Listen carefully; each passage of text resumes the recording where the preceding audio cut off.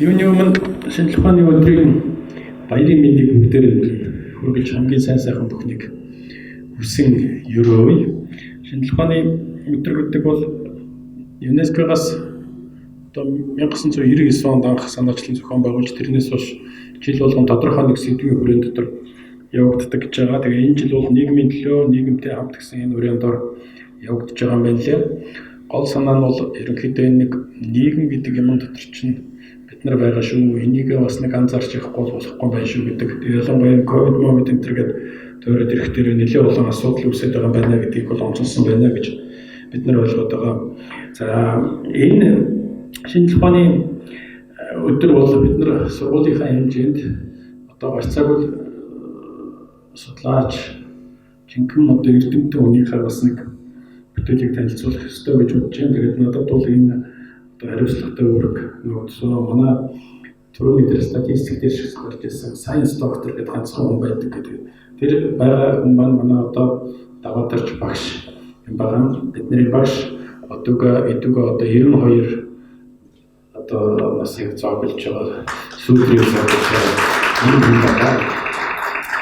Би багшаа одоо 30 жил одоо дагаж яваа мэднэ л дээ. Тэгээд үнэхээр энэ даваадарч багшийн эрүүл гэдэг бол гайхамшигтай. Бид нар ч тухайн үед политикономын нэг залуухан багш нар байдаг шүү дээ. Тэгээд энэ нэг их сургууль дээр хагас өдөр бол хийдэг байсан чи юу гэхээр нэг семинар. Тэгээд тэр семинар дээр очив. Тэгээд тэр семинар дээр даваадарч багшийг хизээ ярих бол ямар үг хэлэх бол гэдэг ингээд чиг тавин сонсдог. Тэгээд даваадарч багшийн тэр ярьж байгаа бид нар зүгээр үг үсэг алдахгүй конспектэлж явал дараа нь өөрсдөө нэг мундаг ухаантай хүн шиг тэрийг ингээд дэлгэрүүлэл оюутнуудад ярьдаг. Тийм л байсан. Тэгээ тухайн үед онлын бас хүнд асуудлууд гарч ирдэг. Тэр онлын хүнд асуудлуудыг зөвхөн яаж тайлбарлах ёстой, яаж унших ёстой, яаж ойлгох ёстой тэр бүгдийг бол учир нь ойлгохгүй. Тэгэл даваадарч багш дээр хурж ирэл асуун багш гэдэггүй тэгээд маш энгийнээр маш ойлгомжтой би хүртэл ойлгож гарах хэмжээнд тайлбарлаад өгчдөг. Үнэхээр гайхамшигтай байсан. Тэгээ манай багшийн маань тэр эрүүл гэдэг бол үнэхээр гайхамшигтай. Тэгээд манай энэ эрдэмтэн багш нар ялангуяа одоо залуу судлаач нар, залуу эрдэмтэд бол энэ эрүүл гэдэг юмыг бол ердөө орхиж болохгүй юм шүү гэдгийг бол онцгойлж хэлэх гэсэн юм аа. Хоёрдугаарт нь нэг хэлэх гэсэн зүйл бол юу юм бэ гэхээр энэ эрдэмтэн хүний хөдөлмөрийн бүтээмж гэж бас нэг юм байт юм аа. Энэ залуу судлаач нар бол анзаарах ёстой тэр хөдөлмөрийн бүтээмж тэр өндөр бүтээмжтэй байхын тулд өөрийгөө яаж зохион байгуулдаг, яаж дайжилдаг тэр өөрийгөө яаж сахилгажуулд юм бэ гэж одоо энэ юмнуудыг бол даваадарч багшаас гарцаагүй бид нар сурах ёстой юм л да. Би бол одоо байнга багшийг харж үнэхээр одоо заримдаа ч ингээд хараад өөрийгөө маш голдог.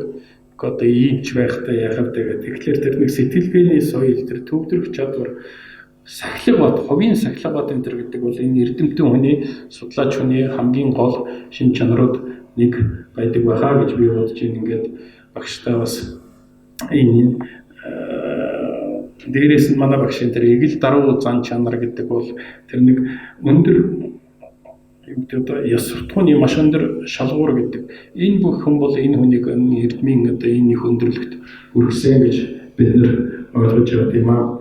Багшийн судалж байгаа судалгааных нь ажлын цар хүрээ бол маш өргөн.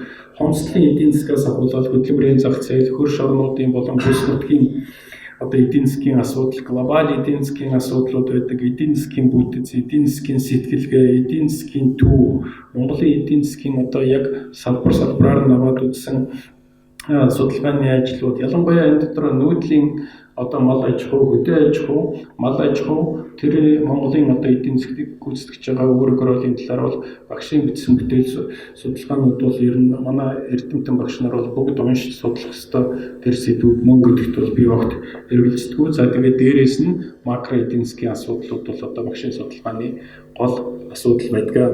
Энэ бүх судалгаагаа хийхдээ багшид нэг онцлог байдаг. Тэр нь бол юу юм бэ гэхээр үнэхээр одоо бидний 90 оноос хойш нэг жоохон үгүйсгээд мартагнаад байгаа политиканом диалектикийн одоо тэр судалгааны арга политикономын одоо гол үндсэн зарчмууд судалгааны арга диалектик судалгааны аргууд дээр тулгуурлаад саяны ярьсан бүх сэдвүүдийг ингэж судалж гаргаж ирдэг нь бол үнэхээр одоо гайхамшигтай юм шиг. Өнөөдөр бидний нэг үехэд бол Монголын хөгжлийн эдийн засгийн одоо тулгымдсан асуудлуудыг аваад судлаад үзэхдээ бол economics-ийн үүднээс бол олон асуултанд бол хариултыг олж чадахгүй байгаа. Тайлбарлыг өгч болж чадахгүй байгаа.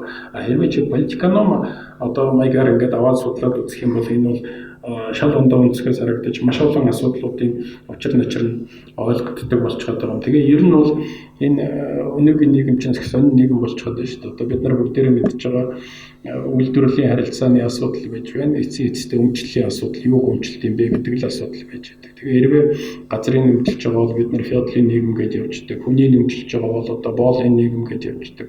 Хүний хөдөлмөрийн нэмжлэж байгаа одоо өмчлөөд авчихсан байгаа бол бид нар одоо дээрээс нь капиталын нэмжлэжсэн байгаа бол капиталист нийгэм гэж явждаг. Өнөөдрийн нийгэм маань чухам ямар нэг нийгэм юм бэ гэдгийг биднээс нэг тайлбарлаж чадах байна. Яг гэвэл өнөөдөр чинь газрын нэмжлэгөө болж байгаа, капиталын нэмжлэгөө болж байгаа, хүнийг өмчлөхөө болж байгаа. Өнөөдөр юу өмчлөгдөж байна? Өмчлийн одоо гол үндсэн субъект нь юу болж байгаа вэ гэвэл хүний оюун ухаан болж байгаа шүү дээ. Хүний зүрх сэтгэл болж байгаа. Энэ дижитал эрен үе, энэ нэг одоо информацийн энэ дата дээр тулгуурласан энэ эрен үе чинь бол үндсэндээ чи юу гэж бодох ёстой юм, юу гэж ойлгох ёстой юм, юуг таашаах ёстой юм, юу үүсгэх ёстой юм. Тэр бүх юмний чинь бол одоо ингээд захирдаг, залдаг. Тэрийг одоо барьж байгаа хүмүүс бол үндсэндээ үндсэн өмчлөгчнөр болж байгаа. Тэгээ энэ шинэ үед ороод ирэхдээ энэ бүгдийг бол цоо шинэ харж, энийгээ дагаад нэг эдийн засгийн харилцааны бүх асуудлуудаа эргэн харж, тэгээд цаашдаа улс орон энэ чухам цаашдаа ямар хөө янз ямар яаж явах ёстой бэ гэдгийг бол гаргаж ирэх шаардлага бол гарч ирж байгаа юм. Тийм учраас ер нь бид нар бол бас нэг багшийн школа гэж одоо биднэрт үлдэх ёстой юм бол энэ политиканом талын юмнуудын энэ диалектический одоо подход гэж ярьдаг. Dialectical approach гэж энэ юм гэдэг бол бид нар бол ялангуяа манай залуу судлаач нар багш нар бол онцгой анхаарч энийг эзэмшигт бол анхаарах ёстой.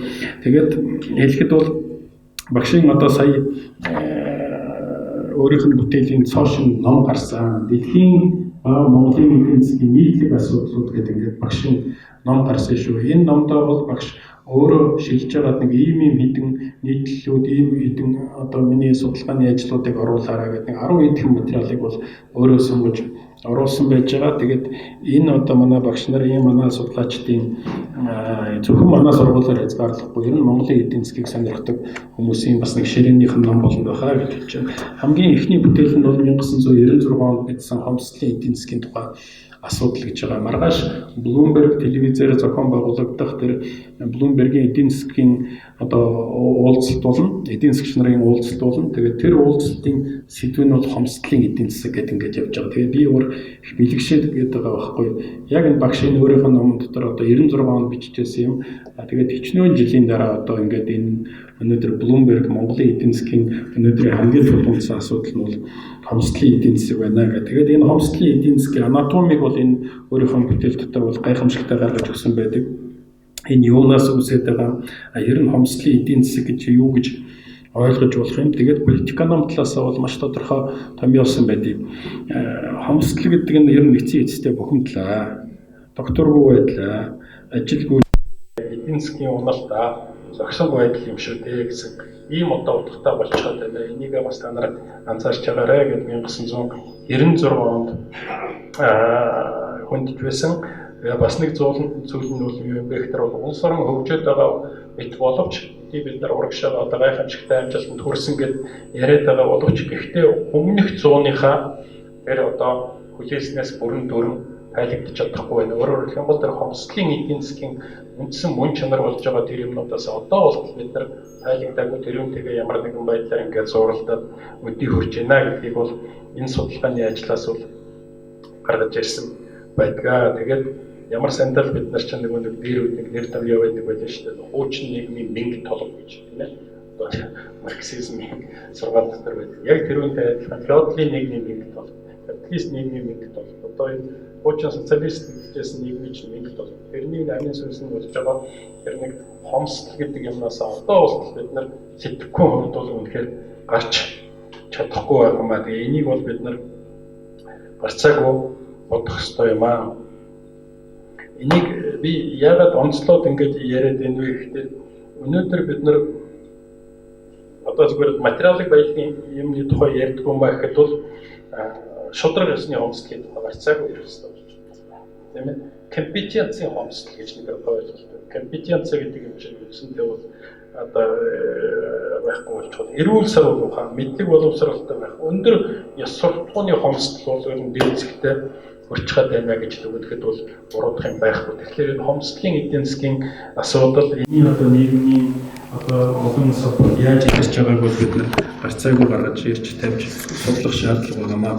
За энэ бол энэ номон дээр байж байгаа, багшийн номон дээр байж байгаа одоо анхны бүтээл. За хамгийн сүүлийн бүтээл нь одоо энэ номон дээр байж байгаа хамгийн сүүлийн судалгааны ажил нь болох төр соёл иргэншлийн тухай асуудал. Дэлхийн нийтийн соёл иргэншлийн тухай асуудлыг гаргаж ирсэн байдаг. Өнгөрсөн жил тавьсан эрдэм шинжилгээний урал дээр энэ асуудлаа бол багш хөндөж тавьсан. Тэгэхээр энэ эрдэм түүний судалгааны ажлынх нь ерөнхий диалектик динамикийг бас хардаг. Тодорхой соёлын асуудлыг барьж яваад ингээд явж байснаа өнөөдөр ингээд одоо нэг жинхэнэ ухаан суун гэдэг юм уу нэг вайнс гэж ярьдаг. Нуудрыг болно гэхтэр чинь соёл иргэншлийн төвшин. Тэгэхдээ зүгээр нэг тодорхой нүүдлийн соёл иргэншил гэдэг юм уу юу гэдэг. Одоо суурин соёл иргэншил гэхгүйгээр хүн төрөлхтний соёл иргэншил чинь ер нь юу юм бэ? Энэ өнөөдөр ямар хөө янзын төр төрхтэй байгаа. Энийг тодорхойлж байгаа хүчин зүйлс нь юу юм? Энийг нөхцөлдүүлж байгаа факторууд нь юу юм бэ гэдгийг бол багш ингэж гаргаж ирсэн байгаа. Тэгээд би энийг ингээд уншаад сууж явахдаа бас дотроо бодож ирсэн юм. Бид нар ер нь өөрийгөө ямар их хүлдэм бэ гэж. Бид нар чинь нэг том асуудлыг хүндхээс айдаг, ичдэг. За соёл иргэншлийн асуудлыг бол тэр агуу том эрдэмтэд академикуд л ярьдаг байх. Эсвэл одоо юу гэдгийг бид нар л арай ярихгүй байх гэж. Гэтэл өнөөдөр багш маань биднэрт маш том хаалгыг нээж өглөө гэж би ойлгоод байгаа. Өнөөдөр та нар тийм ээ хүн төрөлхтний соёл иргэншлийн асуудлыг тавиад тэрүүн дээр томьёолол өгөөд өөрөөр хэлэх юм бол соёл иргэншил, хүн төрөлхтний соёл иргэншил гэдэг чинь юу юм бэ гэсэн тодорхойлтыг өгөх хэмжээнд хүрсэн шүү гэж. Монголын эрдэмтэн судлаач нар өнөөдөр соёл иргэншлийг томьёолох чадвартай болсон гэдгийг бол багш одоо энэ өөрийнхөө бүтээлд гаргаж өгсөн гэж би хувьдаа ойлгож байдаг. Тэгээд энэ соёл иргэншлийг тодорхойлж байгаа нэг гол фактор нь бол үнэн хэрэг дээр энэ байгаль дэлхий, байгаль ертөнцтэйгөө нэг уялдаатай байж чадахгүй тэрнээсээ бас нэг тасраад явчихсан учир шалтгаан байна шүү гэдгийг бол энэ өөрийнхөө бүтээлд бол онцолж өгсөн юм байгаа маа. Тэгээд ийм хэмжээнд сэтгэж, ийм хэмжээнд ингэж зөвхөн нэг Монголын энэ 1.5 сая квадрат километрийн тавцсан дээр биш энэ үнэхээр дэлхийн хэмжээнд харж хүн төрөлхтний соёл иргэншлийн хэмжээнд харж эмийг ингэж анализ хийх чадвар гэдэг бол үнэхээр одоо эрдэмтэн судлаач хүний одоо ажлынх нь оргил байхаа гэж боддог. Тэгээд ингээд энэ шинжлэх ухааны одоо өдрийг тохиолдуулан багштай хамгийн сайн сайхан бүхнийг хүсэн өрөөж номныхын дижийг одоо өргөн барья.